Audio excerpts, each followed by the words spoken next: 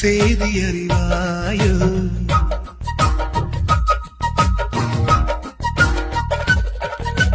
யார் மீது ஆசை கூடி போக தேகமிழைத்தாயோ. நான் காதலோடு தோழனான செய்தி அறிவாயோ. குறையுது குறையுது இடைவெளி குறையுது நிறையுது நிறையுது சுகம். இணையுது இணையுது இருவுடன் இணையுது கவிதைகள் எழுதுது நகம்.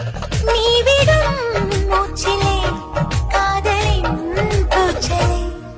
ஒரு கிளி